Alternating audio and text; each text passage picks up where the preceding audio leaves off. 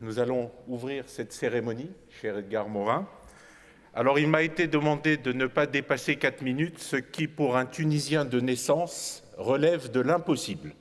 Mais je vais faire le maximum pour tenir compte de ces impératifs.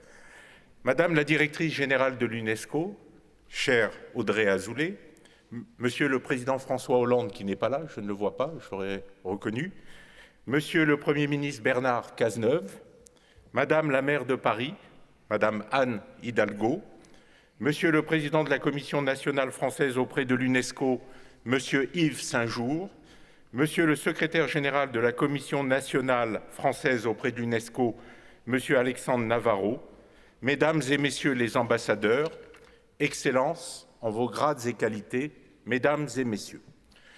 Alors tout d'abord, quelques mots de remerciement qui vont à la Commission nationale française auprès de l'UNESCO et à la Fondation Edgar Morin, et tout particulièrement à Madame Sabah Aboues Salam Morin pour la préparation et l'organisation de cette cérémonie. Et je la remercie aussi pour l'audace dont elle a fait preuve en me proposant de modérer cette cérémonie, moi qui suis connu pour mon indiscipline. Merci Sabah de ta confiance. Nos remerciements vont également à l'UNESCO et à sa directrice générale, Madame Audrey Azoulay, pour son accueil, ainsi qu'au ministère de l'Europe et des Affaires étrangères pour le soutien apporté à cet hommage. Alors maintenant, concernant Edgar Morin, je ne peux pas m'empêcher de dire quelques mots sur ce grand penseur. J'avais préparé un texte issu d'une discussion que nous avions eue il y a quelque temps autour des humanités, défense des humanités. Mais on m'a dit que ce texte était trop long, donc je le réserve pour les 120 ans d'Edgar Morin. Comme on dit chez nous en Tunisie, jusqu'à 120 ans. Alors pour moi, Edgar Morin est représenté par 4 termes fondamentaux: le rêveur, le penseur, le déchiffreur et l'humaniste joyeux. Alors, je me base sur 4 aphorismes légèrement modifiés, qui sont dus à de grands penseurs, que je citerai bien sûr, et qui représentent un peu ces 4 aspects fondamentaux de la personnalité et de l'œuvre d'Edgar Morin. Premier aphorisme que je vais dire. Lorsqu'il fait grand jour, les scientifiques vérifient leurs théories et leurs preuves, retournant chaque pierre dans leur quête de rigueur. Mais quand vient la nuit, que baigne la pleine lune,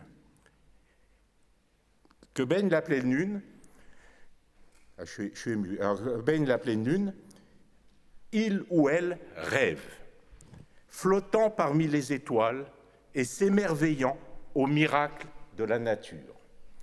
C'est là qu'ils sont inspirés. Il n'y a sans le rêve ni art, ni science, ni créativité. Edgar Morin est un grand rêveur créatif. Et nous devons cet aphorisme modifié à un grand mathématicien, un immense mathématicien, Sir Michael Atiyah, médaille Fields de mathématiques et prix Abel, le grade, l'inaccessible pour le modeste mathématicien que je suis. Deuxième aphorisme, modifié.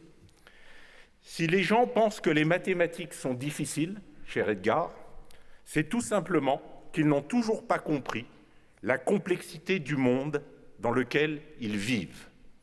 Eh bien, cet aphorisme, nous le devons à John von Neumann, un des plus grands scientifiques du XXe siècle, le père de l'informatique et de la théorie des jeux. Et donc, les mathématiques, c'est une façon de déchiffrer le monde et la réalité. Et tu as été, dans toute ton œuvre, un déchiffreur génial de la complexité du monde. Donc, le déchiffreur. Troisième aphorisme, beaucoup pensent que le but principal de la science est l'utilité publique, l'explication des comportements humains et des phénomènes naturels. Mais le but primordial de la science, c'est surtout et avant tout l'honneur de l'esprit humain. Voilà là aussi un des aspects fondamentaux de l'œuvre et de l'action d'Edgar Morin au service de l'honneur de l'esprit humain. Et cette phrase est due à un mathématicien, je suis désolé, du XIXe siècle, qui s'appelait Carl Gustav Jacobi, qui écrivait à Legendre, un autre grand mathématicien, pour critiquer un troisième grand mathématicien, Joseph Fourier, à qui vous devez les ordinateurs, l'IRM, l'imagerie médicale, etc., comme quoi les mathématiques servent dans tous les domaines de la science et de la pensée. Et dernier aphorisme, pour faire court, là je crois que j'ai atteint mon temps limite, je le dois à mon maître, non pas en mathématiques, mais en arts martiaux. J'ai pratiqué le judo, le kendo et les arts martiaux pendant 40 ans, je continue. Je suis aujourd'hui ceinture noire mentale de judo, parce que le physique ne suit plus, et c'est maître Michigami Sensei, malheureusement disparu, 9e dan de judo, c'est-à-dire ceinture rouge dans la symbolique. Et il me disait la chose suivante, les gens tristes par posture, malheureusement on peut être triste du fait des circonstances de la vie, mais les gens tristes par posture ne sont pas des gens sérieux, évite-les. Eh bien, toute ma vie, j'ai essayé de mettre de la gaieté, de la joie dans tout ce que j'ai essayé d'accomplir. Et je tiens à dire que Edgar Morin est un humaniste joyeux qui a toujours ce beau sourire. Et j'espère qu'il aura jusqu'à 120 ans et que nous serons tous là, je me le souhaite et je le souhaite à tous, pour célébrer Edgar Morin dans 20 ans. Merci.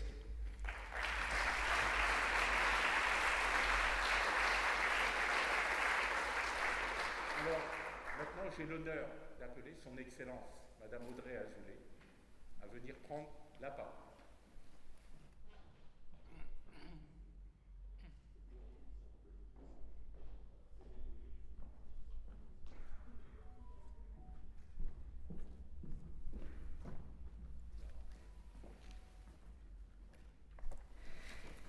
Monsieur le Premier ministre, cher Bernard Cazeneuve, Madame la maire de Paris, chère Anne Hidalgo, Monsieur le président de la Commission nationale française à l'UNESCO, cher Yves Saint-Jour, cher Georges Haddad, très cher Edgar Morin.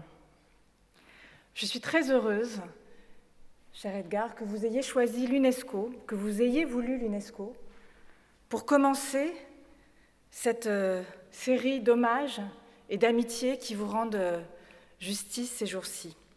Vous avez choisi la maison de l'UNESCO, qui est la maison des Nations Unies, du multilatéralisme, qui est la maison de l'éducation, qui est la maison des sciences dans toutes ses dimensions, de la culture, de la liberté d'expression.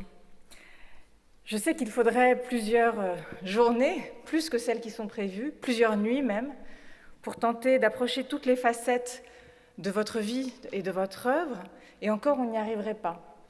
Donc je ne me lancerai pas dans cet exercice-là, mais je voudrais dire ici, devant les quelques amis que nous avons pu avoir sur place, et puis tous ceux qui nous regardent et qui sont très nombreux en ligne, vous dire à quel point vous êtes chez vous, ici à l'UNESCO, où nous célébrons tant le grand intellectuel que l'ami fidèle qui nous a montré et qui nous montre toujours la voie. Votre travail, votre pensée s'est toujours inscrite dans le droit fil des valeurs des Nations Unies. La défense de la dignité humaine, la curiosité joyeuse de l'autre, la défense de la nature, de la justice, de la liberté, en somme tout ce qui nous constitue et nous rassemble en tant qu'humanité. Et vous êtes donc pour nous, vous qui avez vu naître l'UNESCO, une inspiration, un aiguillon et un ami.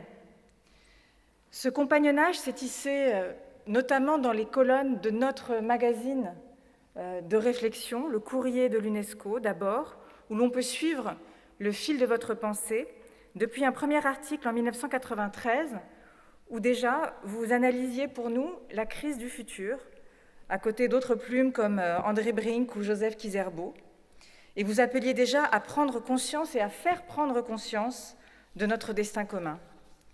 En 1995, dans ce même courrier de l'UNESCO, vous exposiez ce concept qu'on voit maintenant à quel point il était fondateur et précurseur de terre-patrie.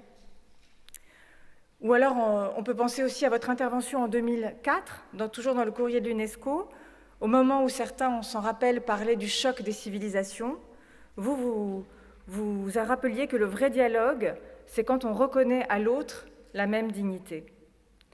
Et au tournant du siècle, vous répondez à une demande expresse et pressante de cette organisation pour contribuer à notre réflexion sur l'éducation et vous publiez les 7 savoirs nécessaires à l'éducation du futur. Et en même temps, à ce tournant du siècle, c'était au Mexique l'inauguration de la première chaire universitaire UNESCO itinérante sur la pensée complexe, qui est aujourd'hui établie à l'Université d'El Salvador, mais aussi en Argentine, à Buenos Aires. Et je voudrais d'ailleurs saluer quelqu'un, je sais qui vous est cher, vous nous l'avez encore redit récemment, le professeur Raúl Domingo Mota, responsable de la chaire, qui nous a quittés en février dernier. Et il faut mesurer quel est l'impact de votre travail, de votre pensée en Amérique latine, dans les Caraïbes, où vous êtes une véritable star, je l'ai constaté. Et depuis ce moment-là, vous avez continué à faire entendre votre voix à l'UNESCO et à nous ouvrir des chemins, que ce soit ici même au congrès qui a été organisé, Congrès mondial pour la pensée complexe, tenu en 2016, ou encore tout récemment, pour la Journée mondiale de la philosophie à l'UNESCO, pour traiter des questions liées à la pandémie. Et puis c'est bien sûr le travail que vous effectuez aujourd'hui au sein de la chaire universitaire UNESCO de la complexité, établie en 2019 à Montpellier. Je voudrais particulièrement à ce stade saluer Saba, votre épouse Saba Abouel Salam Morin, qui vous accompagne dans votre travail, dans votre vie, et qui a œuvré avec la Commission nationale française pour l'UNESCO pour cette conférence. Merci. Ce compagnonnage historique, multiple, fidèle, entre Edgar Morin et l'UNESCO, il repose sur des valeurs partagées, sur quelques axes communs, votre lucidité sur la nécessité de protéger la nature, cette terre patrie, et c'est ce que nous faisons ici, à travers nos programmes sur la biosphère, sur les sciences de l'eau, sur les océans, sur les sites du patrimoine mondial naturel, sur les cultures autochtones. C'est aussi, et vous avez alerté très vite, la question des enjeux éthiques des sciences et des technologies. Vous nous mettiez en garde dans votre ouvrage Fraternité contre, je vous cite, cette grande machine calculatrice, algorithmisante, réduisant la vie humaine à sa dimension techno-économique et réduisant l'être humain à un objet de calcul. Et c'est ce qui nous a inspirés ici à l'UNESCO et a poussé nos États membres à travailler sur un instrument mondial sur l'éthique de l'intelligence artificielle, aiguillonné par votre réflexion, qu'ils pourront adopter en novembre prochain dans cette même salle. Et c'est enfin la confiance forte dans le pouvoir de l'éducation lorsqu'on lui donne les moyens de répondre aux défis du monde. Et c'est votre travail sur ces 7 savoirs fondamentaux qui demeure une référence. Et c'est l'importance que vous attachiez au regard critique dans l'éducation, un enjeu qu'on voit essentiel aujourd'hui face au déferlement numérique des fausses rumeurs et du complotisme. Tous ces champs partagés, vous nous avez aussi dit à quel point il fallait les croiser, les faire dialoguer, ne pas les enfermer, avec cette intuition fondamentale que l'humanité et le monde ne peuvent être pensés que dans leur complexité, loin du cloisonnement traditionnel et de l'hyperspécialisation qui guette tous les spécialistes et à laquelle vous avez su résister. Et je crois que cela fait écho aussi à ce que les pères fondateurs de l'UNESCO avaient compris au lendemain de la Seconde Guerre mondiale, après ce désastre moral et physique, et ils ont donné à cette organisation un mandat très large, qui va de l'éducation aux sciences humaines, aux sciences naturelles et exactes, éducation, culture, information, ces champs croisés qui poussent à l'interdisciplinarité et qui sont aussi pour nous une approche qui est, je crois, décisive. Alors merci de ce compagnonnage, merci d'être cet aiguillon, merci d'être là avec nous aujourd'hui. Je voudrais vous dire à quel point en réalité la jeunesse de votre regard nous inspire, et vous dire, au-delà de cela, à titre personnel, à quel point moi je suis frappée, je l'étais à chaque fois que j'ai eu la chance de pouvoir discuter avec vous, par le fait qu'ayant traversé le tragique de l'histoire, vous en avez tiré avec grande élégance, sourire, joie, importance de l'amour, importance de l'amitié. Et ça aussi, je crois que c'est une leçon que nous devons tous entendre. Merci beaucoup.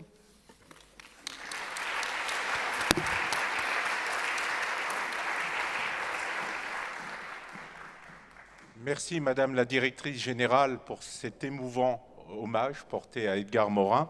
Et j'ai maintenant le plaisir et l'honneur de donner la parole à son Excellence Madame Anne Hidalgo, maire de Paris.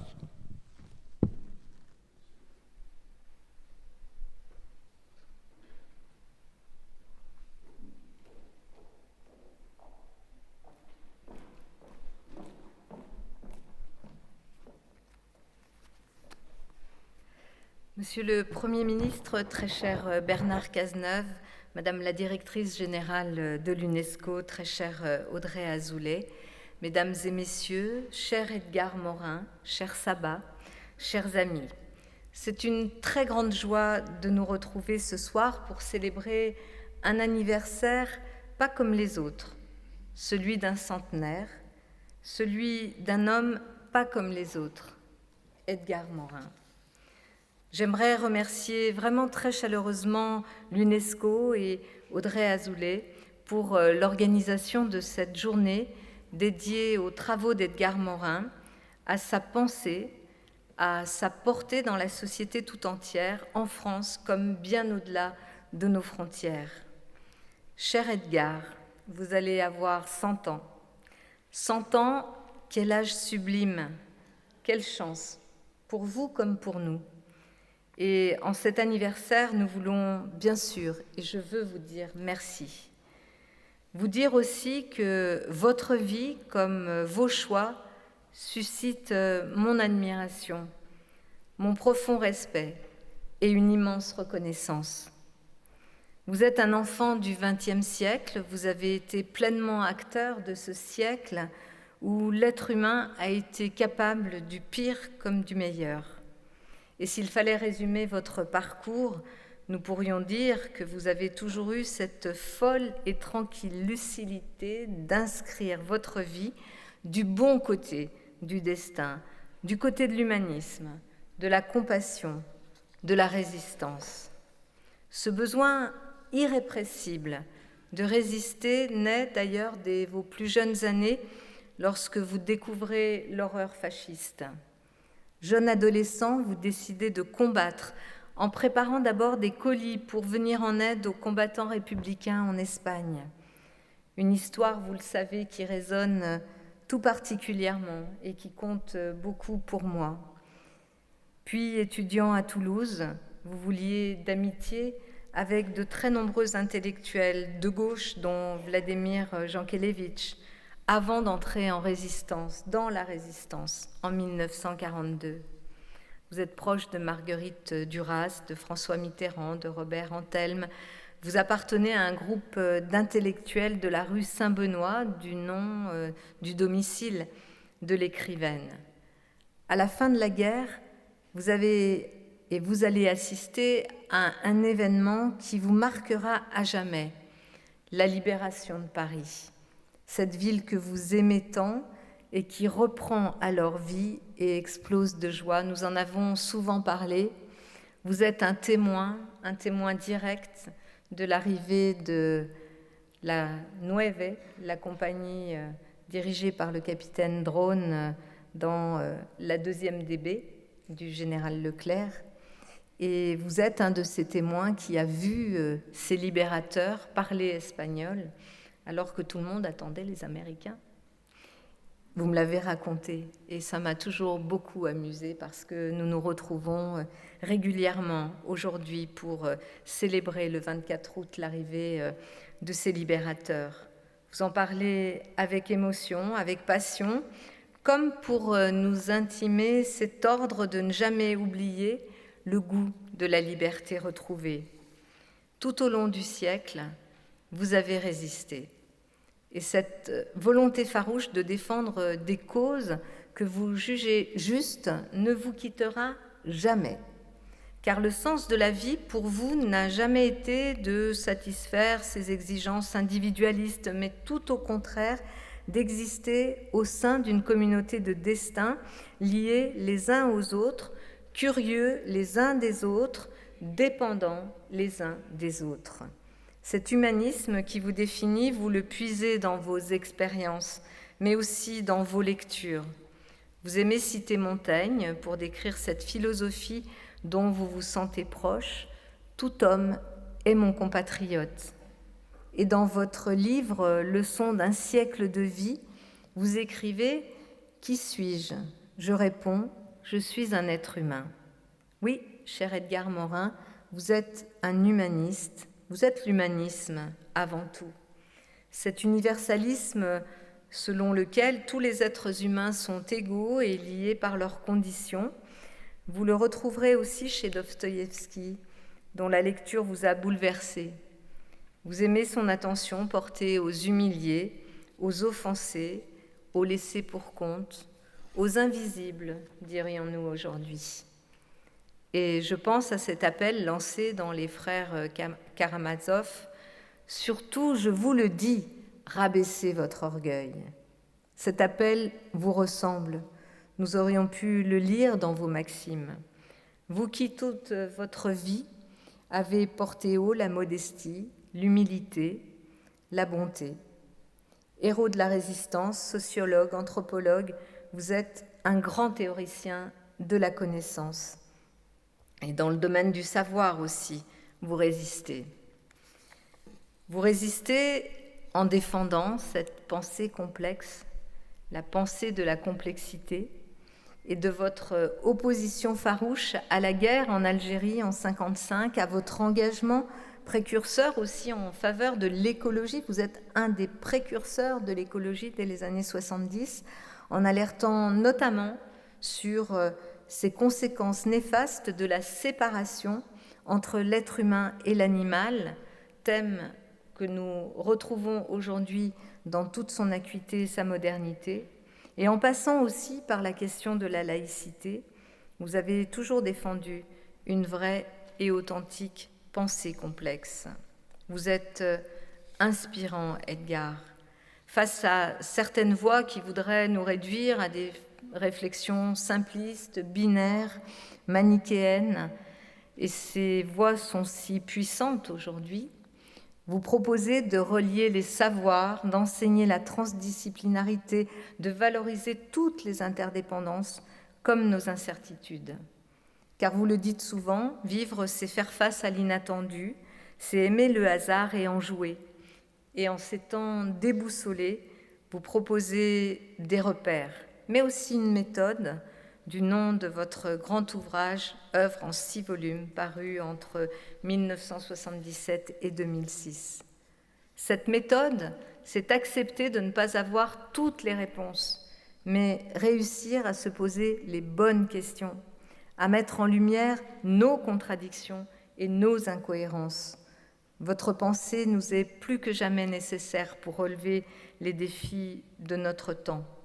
Face à l'urgence climatique, à la préservation de nos biens communs, vous êtes, en penseur de l'ère planétaire, une magnifique boussole.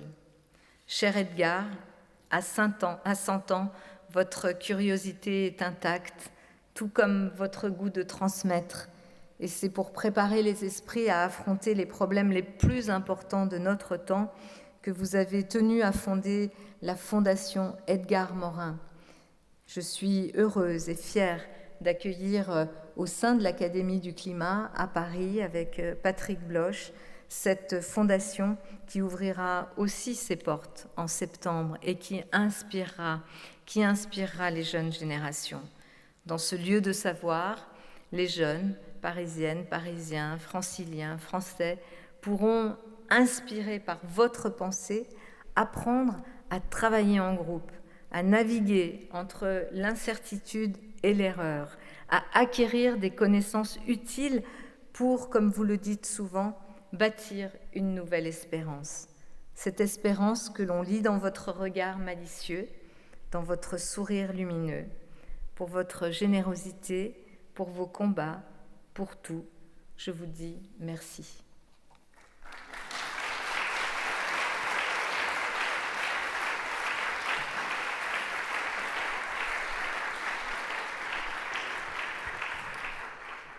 Bien, merci Madame la maire de Paris. Avant de passer la parole au maître, j'ai cru reconnaître, malgré le masque, notre ministre de l'Éducation, Monsieur Jean-Michel Blanquer, dans J'envie la calvitie, qui est bien plus belle que la mienne. Et donc je vous ai reconnu grâce à ça, et bienvenue, Monsieur le ministre de l'Éducation nationale. Edgar, tu as la parole. Je remercie vraiment, avec beaucoup d'émotion, Audrey Azoulay, Anne Hidalgo, Georges Adal, les amis de la Commission française de l'UNESCO qui ont fait un travail remarquable pour préparer cette réunion. Je remercie Saba, mon épouse, qui a été une fourmi infatigable pour ramasser un peu tous les éléments et pour arriver à cette journée. Et puis tous mes amis anciens, nouveaux, inconnus, présents ici. J'ai voulu mettre mon exposé sous l'égide de cette chanson de Frank Sinatra, My Way, mon chemin. Mais je la mets aussi sous l'égide d'Antonio Machado, qui disait « Caminante no hay camino, el camino se hace al andar ». Le chemin se fait en marchant. Mon chemin s'est fait en marchant. Je n'ai pas suivi de chemin tracé. Je ne vais pas vous raconter ma biographie.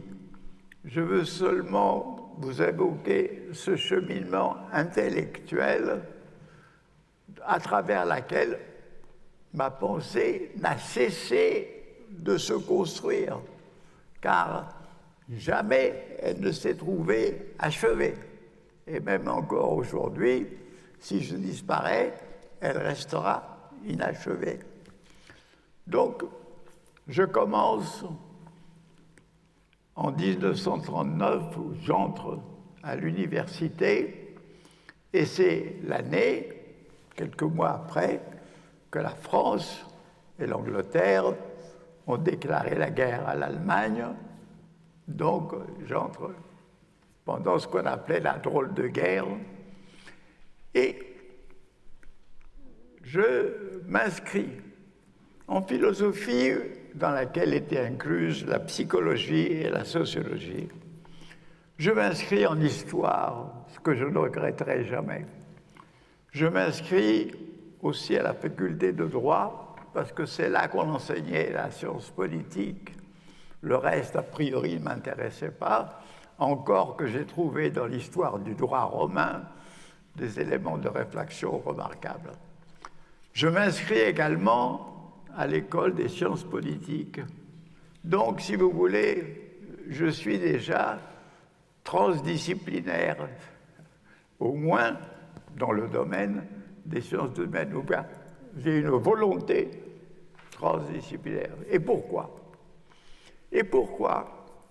Eh bien, parce que dans les années d'avant-guerre que j'ai vécues adolescent, années de troubles, de tourments, d'arrivée d'Hitler au pouvoir, le développement du côté immonde du nazisme, et en même temps d'un côté non moins immonde des procès de Moscou.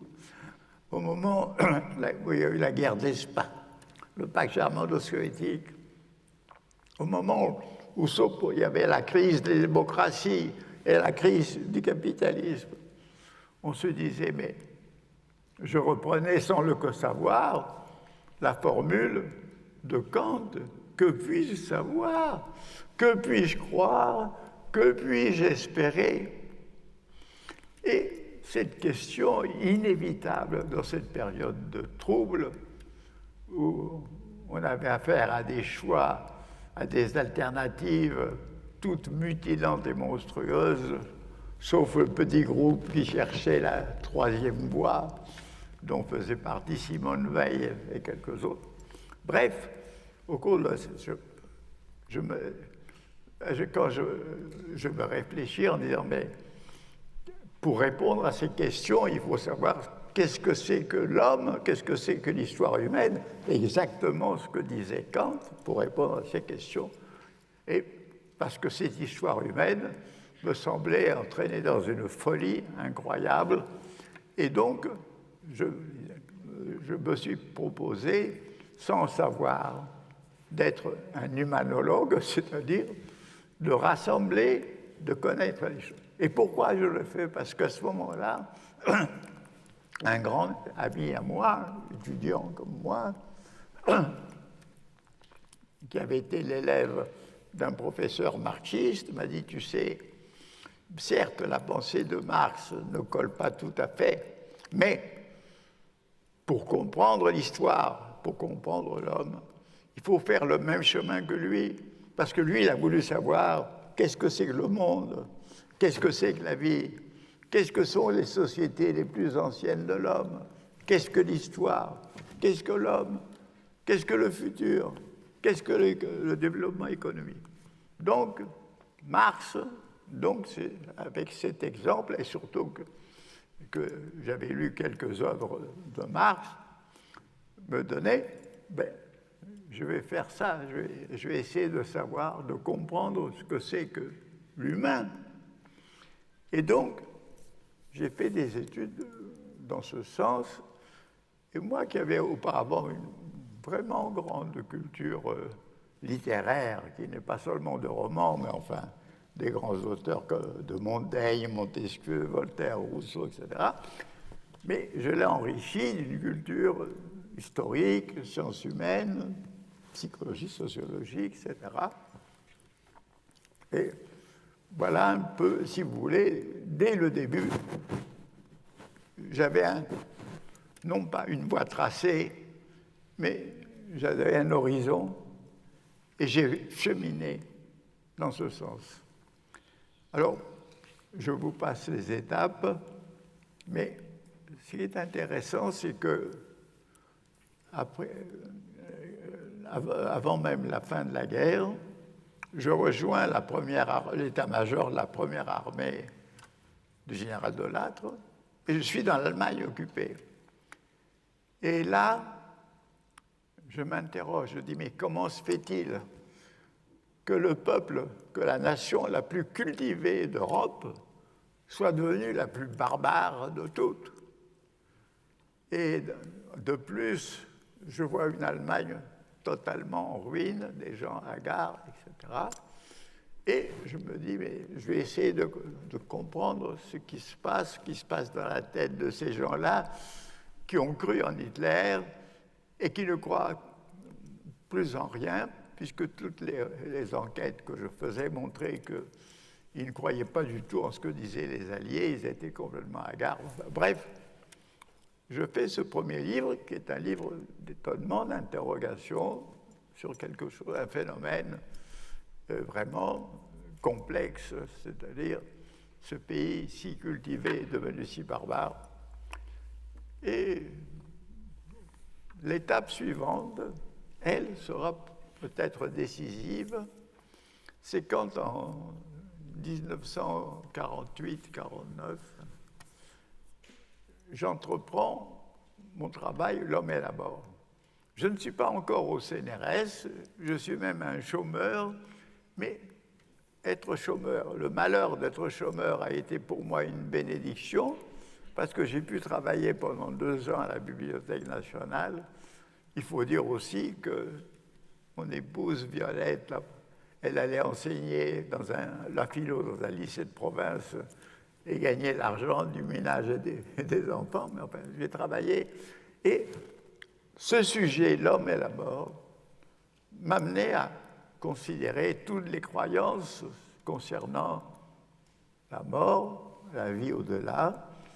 Et j'ai vu que dans toutes les sociétés, à partir des plus anciennes, les plus archaïques, néandertales,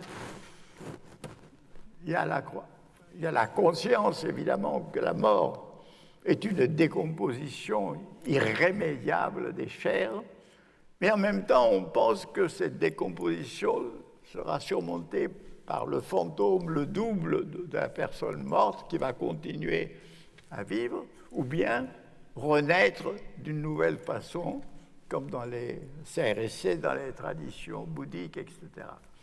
Donc, si vous voulez, partout, la croyance en l'univers, quelque chose, une vie après la mort, et d'étudier toutes ces mythologies de la mort a été un premier élément important dans ce que je pensais être l'héritage de Marx, c'est-à-dire je me rendais compte que l'imaginaire, le mythe, les croyances, les religions ne sont pas des superstructures secondaires par rapport à la base économique matérielle.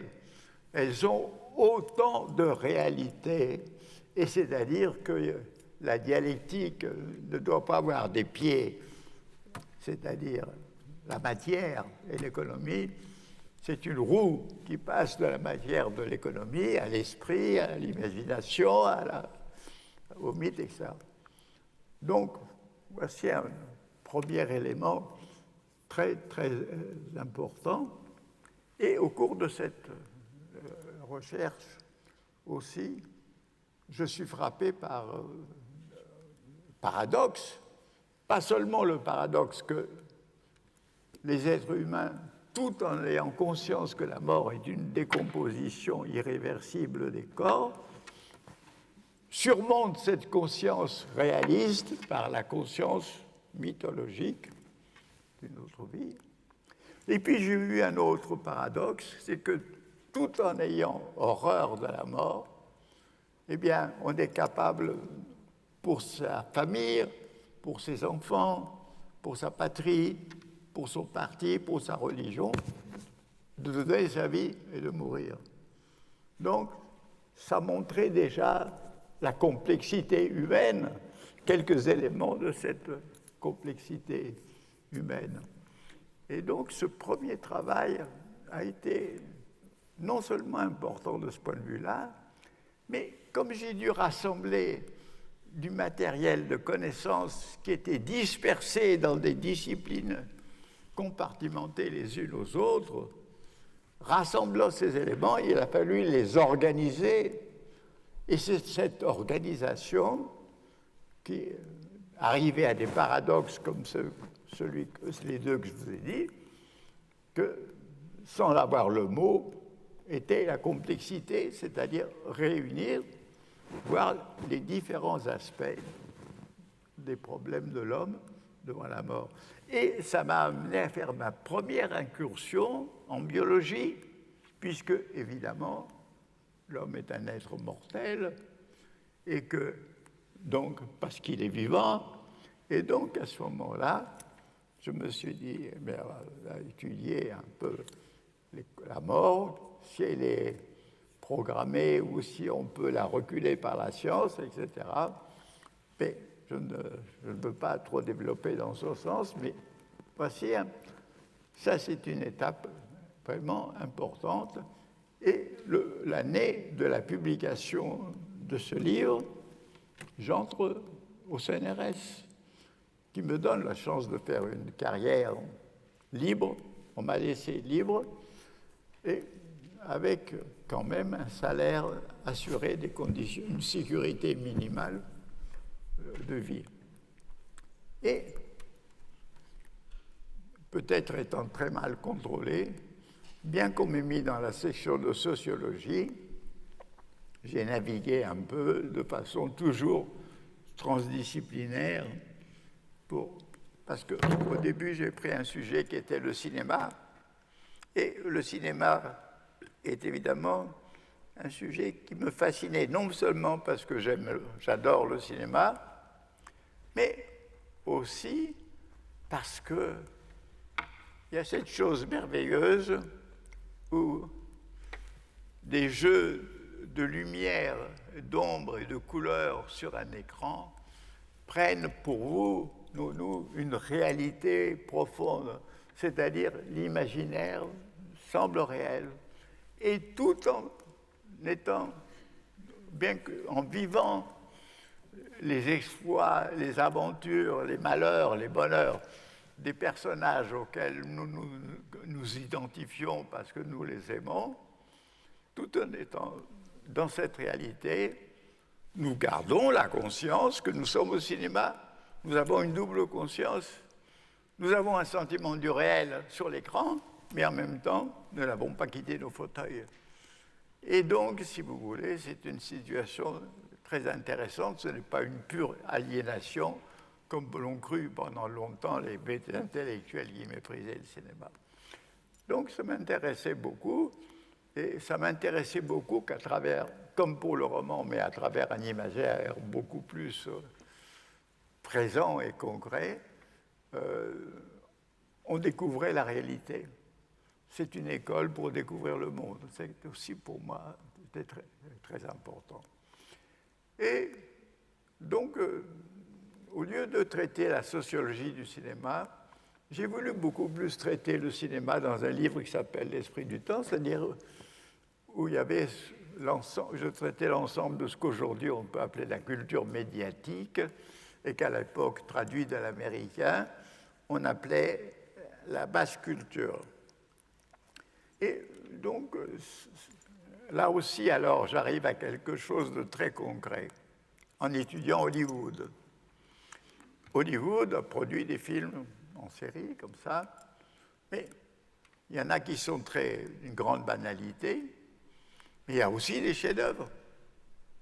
Comment se fait-il que cette machine, qui fonctionne selon le modèle industriel, les spécialisations du travail, le réalisateur, le scénariste, le décorateur, le musicien, le monteur, etc., et qui fonctionne pour le profit, pour l'argent, comment se fait-il que cette machine quasi industrielle produise en même temps des œuvres d'art qui peuvent être magnifiques, comme des films de John Ford, etc.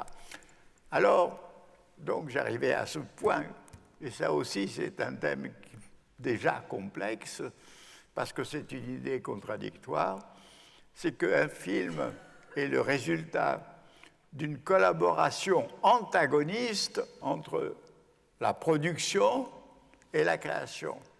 Il y a une lutte et finalement, plus ou moins, un compromis ou un accord entre le créateur, ceux qui apportent l'art du cinéma, et le producteur, celui qui fait le business du cinéma. Donc, et j'ai vu ce paradoxe aussi dans la chanson, dans d'autres domaines, etc., et qu'au lieu de voir d'une façon simplifiante comme un art grossier et populaire, j'ai vu que, avant même qu'aujourd'hui on reconnaisse l'intérêt des séries télévision, j'ai vu qu'elles pouvaient être, elles aussi, des œuvres d'art. Donc, si vous voulez, dans cette lancée, sans savoir, j'avance vers ce qu'on peut appeler des complexités. Il faut unir des idées qui semblent contraires ensemble. Et donc, je continue sur ma lancée. Je passerai rapidement sur les enquêtes sociologiques qui me passionnent parce que j'essaye d'interroger ce qui se passe dans la vie et avec une méthode qui n'est pas une méthode standard, mais qui est une méthode que j'invente en fonction de l'étude que je fais, comme par exemple la rumeur d'Orléans. Donc, il y a cet aspect dont je ne parle pas, mais j'arrive au fait que je continue ma formation intellectuelle parce que dans les années 50, disons, en 56, je crée une revue avec des amis qui s'appelle Argument, et dans laquelle je découvre et intègre les penseurs, pour moi, très importants de l'école de Francfort, Adorno, Horkheimer. Marcuse, je le connais déjà, mais et d'ailleurs, c'est moi qui l'ai fait traduire en français, l'homme unidimensionnel. Aussi, je découvre le deuxième Heidegger, je ne connaissais que le premier. Bref, à travers cette revue que nous faisons entre amis et en discutant, revue de débat, je continue à construire ma culture et à construire ma façon de penser. Et notamment, il faut penser que ces années 50 sont des années incroyables. Pourquoi ? Parce qu'au cours de ces années, d'abord, il y a la mort de Staline. 2, il y a quelques années après, la dénonciation de Staline comme un criminel par un rapport de Khrouchtchev. Il y a la révolution hongroise, il y a l'octobre polonais, il y a tout le système soviétique qui est mis en question, tout le communisme stalinien est mis en question. Au même moment, il y a l'expédition franco-anglaise à Suez, parce qu'il y a la guerre entre Israël et l'Égypte. Au même moment, il va y avoir le putsch d'Alger, où des généraux finissent par faire appel à De Gaulle. Et donc, ce qui semblait une chose permanente, normale, indestructible, qui était la 4e République, s'effondre complètement, le mythe de l'URSS s'effondre complètement. Il faut dire que... Et donc, vous avez une époque de questionnement extrêmement intense à laquelle nous nous vouons. Et bien entendu, c'est au cours de cette époque que je me rends compte des graves lacunes dans la pensée de Marx, par exemple sa conception de l'homme comme uniquement producteur et qui élimine l'homme affectif, l'homme que Freud va parler, l'homme du jeu, etc. Enfin, une conception purement réductrice de l'homme et purement réductrice de l'histoire. Je me rends compte que Marx a une conception de la réalité physique unilatérale, la matière, alors que déjà la science physique montre que énergie, matière se renversent l'un dans l'autre et que la biologie nous montre que l'information joue un rôle vital dans le monde vivant. Donc, si vous voulez, c'est une époque où, après argument, avec Claude Lefort et Cornelius Castoriadis, on anime, plutôt c'est eux qui animent un cercle de réflexion où chacun élabore sa propre pensée au-delà de celle de Marx, notamment tout à fait remarquable chez Lefort et Castoriadis, qui ont été à ce moment-là mes deux compagnons de route. Et puis, je participe à un groupe des 10 où il y a des cybernéticiens, des médecins, des biologistes, et où on s'entre-éduque les uns les autres. Et c'est là où je découvre que la cybernétique n'est pas cette mécanique que je croyais bêtement, mais quelque chose de beaucoup plus subtil, de beaucoup plus complexe, puisque dans le fond, la cybernétique, c'est ce qui permet, qui introduit cette notion extraordinaire de boucle, hein, de feedback négatif ou positif, de boucle rétroactive. Quelle est son importance? C'est qu'elle détruit l'irréductibilité entre la notion de cause et la notion d'effet. Vous avez un système de chauffage avec thermostat. Une fois que la température est atteinte, le thermostat lui-même déclenche l'arrêt de la machine, donc l'effet devient cause. Et dans ce système en boucle, qu'est-ce qui se passe? L'autonomie thermique. L'autonomie thermique, c'est-à-dire que la pièce est chaude alors que l'extérieur est froid. Et ce problème de la dépendance de l'autonomie d'une source d'énergie extérieure, je le retrouve un peu plus tard quand je découvre en Californie l'œuvre de von Förster, comme celle d'Ashby, comme celle de von Neumann, etc. Parce que von Förster, très justement, a déjà défini la vie avec certains d'autres comme l'auto-organisation, notion que les biologistes n'arrivent que tardivement et à petits pas maintenant. Mais ce qui est intéressant, c'est qu'il disait qu'il y a un système vivant qui s'auto-organise, dépense de l'énergie en faisant son travail, même quand il dort, il dépense de l'énergie, il respire, son cœur bat, etc. Donc, il a besoin de se ravitailler en énergie à l'extérieur. Autrement dit, toute autonomie est dépendante. Il faut lier les deux mots contraires, autonomie et dépendance. Et la complexité progresse à travers toutes ces choses-là, d'autant plus que le mot avec une définition arrive par Ashby. Ashby qui dit la complexité, c'est la mesure du degré de variété d'un système, c'est-à-dire ce qui est à la fois un et multiple, c'est-à-dire un système composé de différents éléments. Et pourquoi complexe? Là aussi, grâce à cette notion extraordinaire d'émergence qui elle-même commence à être un peu utilisée mais qui est absolument capital, parce que, d'abord, il faut se rendre compte que tout ce que nous appelons objet est système, depuis l'atome, la molécule, et la table, etc., et nous. Bon. Deuxièmement, un système constitué d'éléments différents les uns des autres. Par exemple, moi, je vais constituer de molécules différentes, comme la bactérie, l'amibe, la bactérie. Or, un tel système, dans son organisation, produit des qualités qui n'existent pas chez les éléments constitutifs. Ainsi, l'auto-organisation vivante produit des qualités,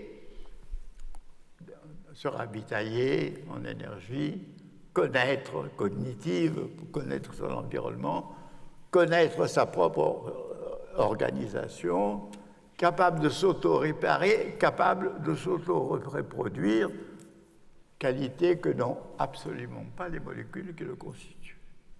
Donc, vous voyez ce cheminement, notamment grâce à mes découvertes que je fais de ces penseurs, d'ailleurs eux-mêmes très peu connus, parce que ce sont des mathématiciens ou des ingénieurs, et vu la compartimentation des sciences, on les ignore aussi bien dans les sciences humaines que dans les sciences de la nature. Bon.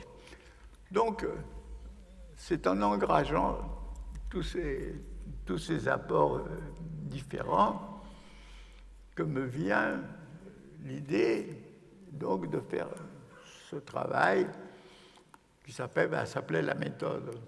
Mais auparavant, il y a une étape aussi qui est importante, c'est le congrès Unité de l'homme que j'ai pu co-organiser avec Massimo Piatelli et Jacques Monod, et donc qui a été d'autant plus important pour moi que j'ai fait un rapport de mon livre, Le paradigme de la nature humaine. Et là aussi, quel était le problème? C'était dans les années 72 que j'ai écrit. Or, depuis les années 60, la préhistoire avait changé puisqu'on avait découvert qu'il y avait des hominiens bien plus anciens que l'on croyait, que l'homme n'est pas sorti brusquement comme ça dans l'évolution, mais qu'il y a eu et maintenant, il y a des millions d'années avec Toumaï de Bonnet. On découvre que les chimpanzés peuvent parler, pas de façon glottique, mais le langage des sourds-muets. C'est ce qu'ont fait les Garner qui sont venus à ce colloque et qui ont raconté leur vie. Et il y a eu d'autres éléments, d'autres expériences, c'est-à-dire le fossé qui semblait inouï entre le monde animal, notamment le monde des singes, des chimpanzés et le monde humain, était beaucoup plus proche, pas seulement par le nombre égal de chromosomes, mais aussi par beaucoup de traits, ce qu'on découvre aussi. Ce qui n'enlève à rien l'originalité humaine, parce que la complexité n'est pas réductrice. Elle essaye de montrer que tout ce que... D'ailleurs, j'arrive assez rapidement, dans ce livre qui s'appelle « Le paradigme perdu », à l'idée que l'humain ne peut avoir qu'une définition trinitaire, c'est-à-dire individu, espèce, société. Mais ces trois éléments, comme dans la Sainte Trinité, sont inséparables. Ils ne sont pas juste à poser. Pourquoi? Tout d'abord, l'espèce produit l'individu, mais l'individu, qui est le produit d'un système de reproduction, lui-même produit ce système de reproduction. Nous sommes à la fois des produits et des producteurs. Les interactions entre humains produisent la société, laquelle, dans ses émergences, a le langage et la culture qui rétroagissent sur les humains. Les humains produisent la société produit les humains. L'individu lui-même est à la fois à l'intérieur de la société, mais la société avec sa culture, son langage, est à l'intérieur de l'individu. L'individu est à l'intérieur de l'espèce, mais l'espèce avec l'ADN, présent dans toutes ses cellules, est présent dans l'individu. Et là, vous commencez à savoir ce que c'est que la complexité. C'était pas seulement des rétroactions, mais une récursion où le produit devient producteur de son propre produit. Donc, voilà comment, si vous voulez, s'est formée un peu cette pensée, et c'est alors que je me lance dans ce travail de 30 années, la méthode, qui est justement une exploration pour réviser tout le mode de connaissance que nous avons, qui est fondé uniquement sur la pensée binaire, la réduction, la compartimentation, pour effectivement qu'il soit beaucoup plus pertinent. Et donc c'est un travail énorme que j'ai voulu porter, et j'ai voulu aussi porter sur la connaissance de la connaissance. Ce qui est curieux, c'est ce qui sert à connaître était très peu connu. Maintenant, il y a les sciences cognitives et tout ça, mais même les sciences cognitives sont séparées et un peu compartimentées les unes aux autres. Alors que ce qui est intéressant, c'est que toute connaissance étant une traduction et une reconstruction, par exemple, visuelle à partir des photons qui arrivent à la rétine, c'est-à-dire toute connaissance risque d'erreur, parce que toute traduction et toute reconstruction risque d'erreur, à commencer par notre perception, jusqu'à nos idées, nos théories, etc.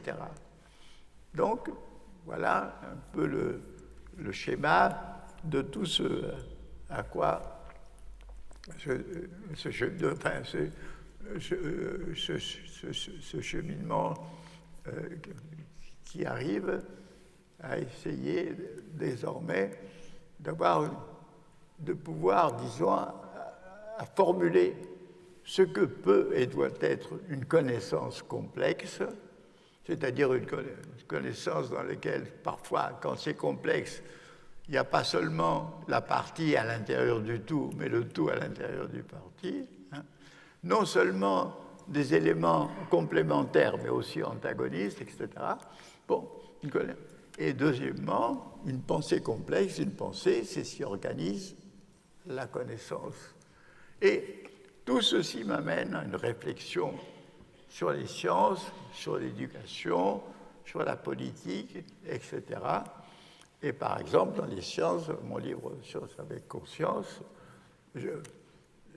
j'utilise pour arriver les œuvres que les scientifiques ne lisent pas et qui sont des œuvres capitales des philosophes des sciences, à commencer par Bachelard, Popper, Kuhn, Michel Serres, Holton et autres, des gens qui ont réfléchi sur les sciences, mais malheureusement, les sciences ne réfléchissent pas sur elles-mêmes, elles ne voient que des objets, et comme disait très bien Husserl dans sa conférence sur la crise des sciences européennes, la science, les scientifiques sont aveugles sur eux-mêmes, sur le sujet, pas seulement le sujet personnel humain, mais sur l'aventure de la science qui échappe à tout contrôle rationnel actuellement, depuis notamment les déchaînements de l'énergie atomique jusqu'au déchaînement de la génétique.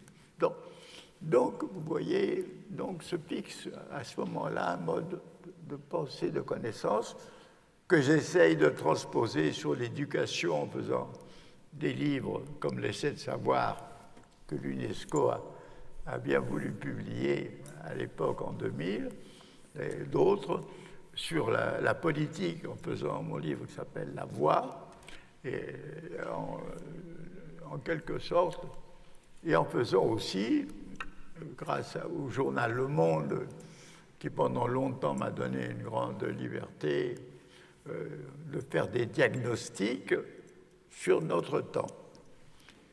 Et si vous le voulez bien, et si je n'abuse pas de votre temps, Et je vais essayer rapidement de terminer sur, disons, un des caractères qui me frappe beaucoup de la période historique que nous vivons.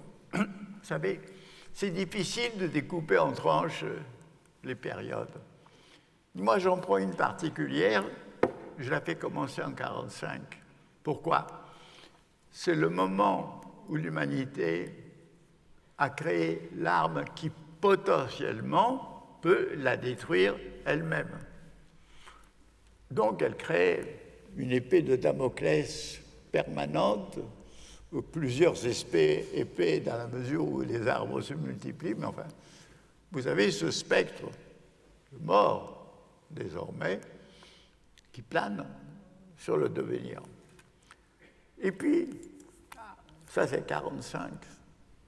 Et puis, arrive en 1972 une prédiction aussi, non moins d'un autre type de catastrophe, c'est le rapport Meadows qui montre que de façon irréversible, si on n'y prend pas garde, notre biosphère va se dégrader et par le même, comme nous vivons de cette biosphère, comme nous respirons un air pollué, nous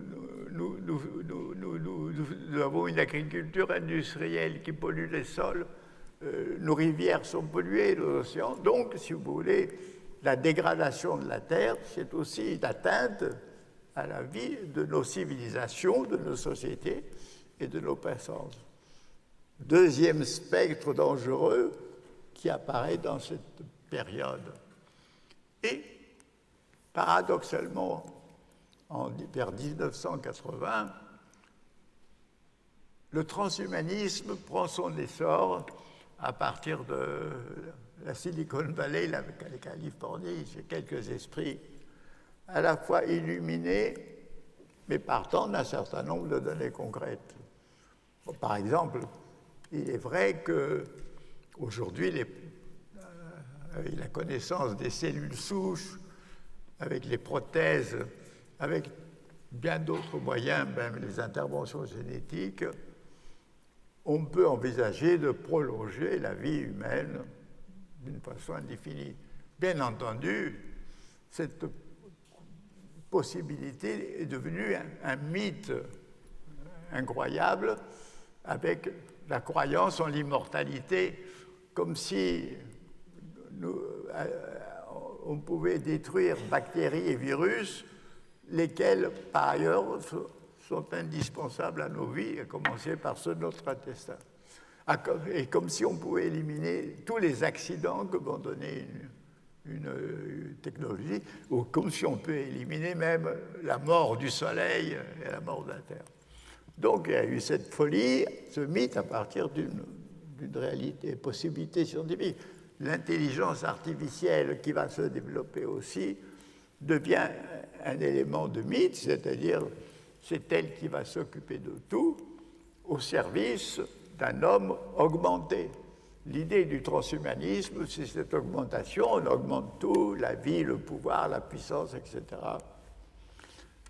Alors que c'est vrai, ces mêmes progrès biologiques, techniques, scientifiques, ces mêmes progrès permettraient au contraire de libérer les êtres humains des tâches les plus fatigantes et fastidieuses, leur permettraient de mener une vie consacrée à l'amélioration des relations humaines et à la culture. Bref, s'offrerait des possibilités non pas d'un homme augmenté, mais d'un homme meilleur ou amélioré. Donc vous avez en même temps que ces menaces mortelles, vous avez deux promesses, une de puissance et même un peu terrifiante pour moi, et l'autre, évidemment, qui serait excellente, mais bon. Et là-dessus, la mondialisation, c'est-à-dire le fait qu'à partir du moment où l'économie de marché et le capitalisme entrent en URSS en Chine, c'est-à-dire deviennent universels, et que les moyens de communication immédiate deviennent universels. Donc on entre la vraie globalisation. Et cette globalisation qui se fait sur un mode techno-économique, elle ne se fait absolument pas sur le plan des mentalités. C'est-à-dire qu'au lieu que se crée une conscience de communauté de destin humain face au péril nucléaire, au péril écologique, face même, je dirais, à cette invasion, à cette domination du profit sur toute la planète. Au contraire, il y a une rétraction des cultures sur elles-mêmes, une tendance à la fermeture. D'ailleurs, c'est un phénomène de crise que j'avais déjà observé après la crise de 29-30 dans mon adolescence, c'est-à-dire toute cette tendance nationaliste close et obtuse avec la peur de l'étranger, l'antisémitisme, le abaléméthèque, etc., le mépris des races dites inférieures. Aujourd'hui, d'autres boucs émissaires existent, d'autres ennemis imaginaires existent, mais au lieu de prendre conscience de la communauté destin, au contraire, on fait le contraire. Et donc, arrive cette ère, c'est curieuse, du reste dont on se rend compte que les interactions, que les interdépendances techniques, économiques, n'ont créé aucune solidarité, ce qu'a prouvé l'épisode du virus dès le début, où chaque nation s'est renfermée sur elle-même et parfois, à juste titre, découvrant qu'elle n'avait pas les moyens pharmaceutiques, les moyens sanitaires, les moyens de faire les masques pour lutter contre le virus. Bon.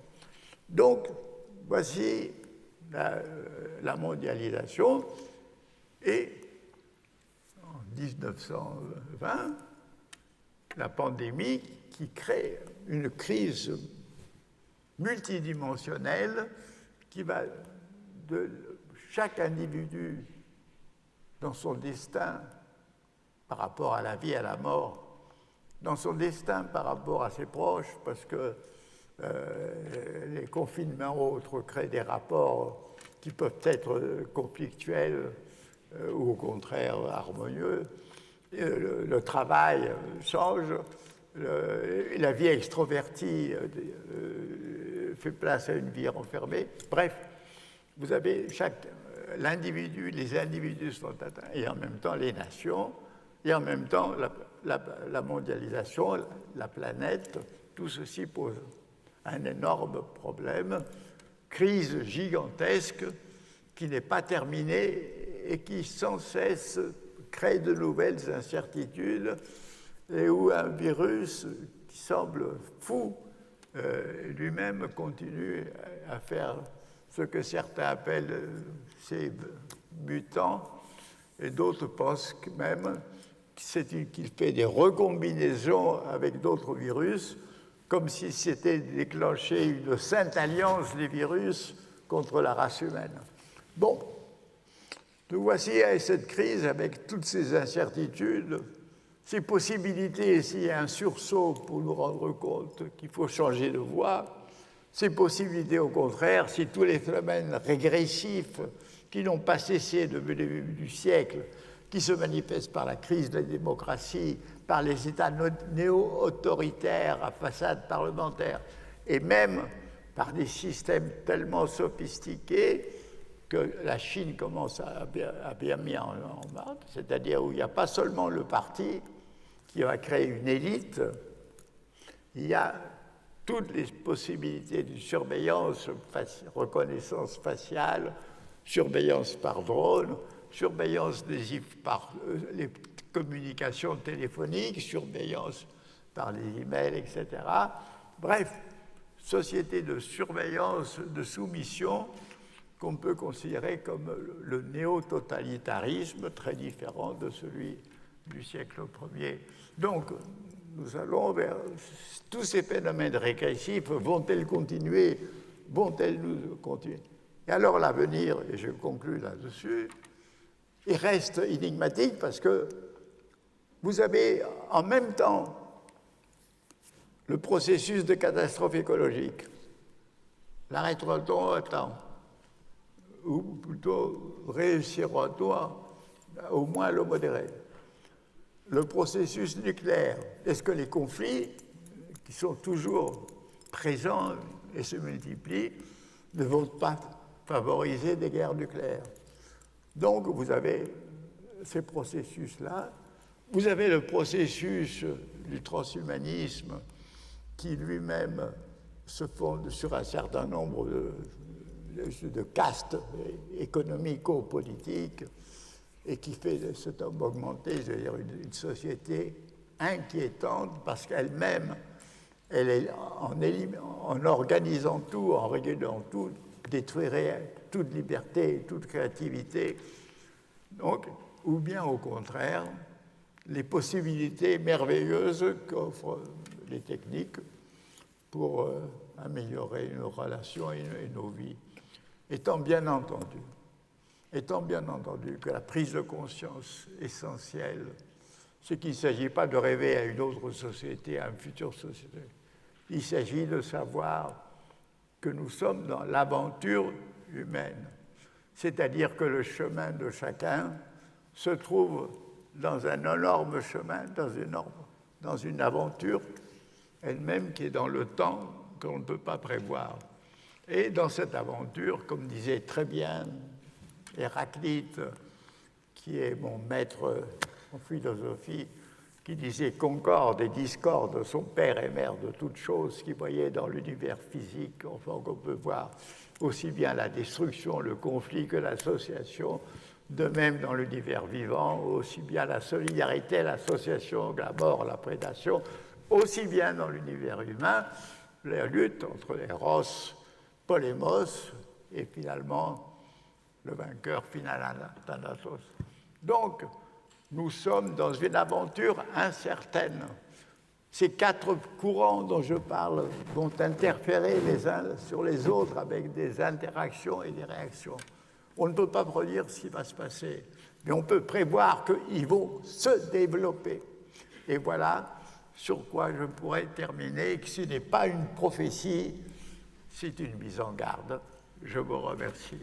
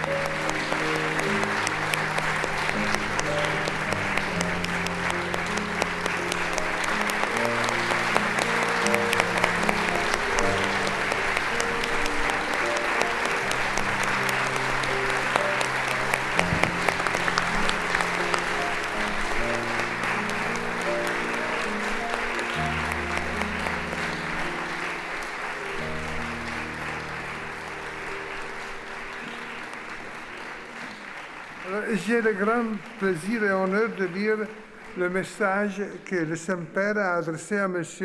Edgar Morin personnellement. Je viens de le recevoir il y a 2 jours. Monsieur Edgar Morin, Sa Sainteté le Pape François vous présente ses compliments à l'occasion du 30e anniversaire de votre naissance et il forme pour vous les vœux les meilleurs de bonheur et de santé. Cette longue vie, riche d'événements et de rencontres que la Providence vous a accordées, vous a permis d'être un témoin privilégié des profonds et rapides changements qu'ont connus et connaissent encore notre monde et nos sociétés. D'en analyser avec le recul nécessaire le sens, d'en dégager les espérances et d'en prévenir aussi les risques et les dangers Devant les progrès des sciences et des techniques, avec les grandes possibilités que celles-ci offrent à l'humanité, vous avez souligné la nécessité d'accomplir un progrès moral et intellectuel afin d'éviter les catastrophes. La conscience d'un destin commun de l'humanité, destin fragile et menacé, a retenu toute votre attention, promouvant la nécessité d'une politique de civilisation visant à remettre l'homme au centre et non le pouvoir de l'argent. Vous avez aussi activement participé à nombre de travaux et de rencontres avec d'innombrables et d'éminents intellectuels et personnalités de la société civile et politique, dans le but de promouvoir la coopération entre les peuples, d'édifier une société plus juste et plus humaine, de renouveler la démocratie, mais vous avez souligné enfin d'y parvenir la nécessité de retrouver entre nous et dans nos cités un esprit de solidarité, de convivialité, de fraternité, privilégiant les attitudes d'accueil et d'ouverture. Si d'une part, il est impossible d'évoquer en quelques mots l'étendue de vos travaux, tant vous n'avez jamais hésité à vous engager sur le terrain des idées et à proposer vos réflexions, d'autre part, il est manifeste que les points de contact de votre pensée avec l'enseignement social du pape François sont nombreux, d'une convergence que vous avez pu partager lors de l'entretien que vous avez eu avec lui le 27 juin 2019 et dont il garde l'heureux souvenir. Il a été sensible également au fait que vous avez manifesté votre enthousiasme et proposé votre généreuse participation au pacte global pour l'éducation, un sujet qui vous est cher, qu'il a lancé l'année dernière et qui représente un enjeu crucial pour l'avenir. Le Saint-Père rend hommage à vos travaux et il vous remercie pour les efforts que vous avez toute votre vie accomplis, déployés au service d'un monde meilleur. Il forme le vœu que dans la sérénité et la paix du chemin que vous avez encore à parcourir, le Père de Lumière continue de vous éclairer et de vous révéler sa paternité. Le pape François vous donne ainsi qu'à votre épouse et à toutes les personnes qui vous sont chères et qui vous entourent une affectueuse bénédiction apostolique. Merci.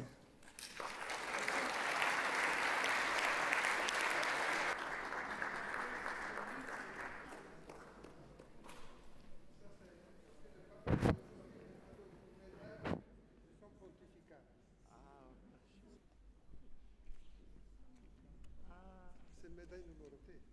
Elle est numérotée. Oui. Ah, c'est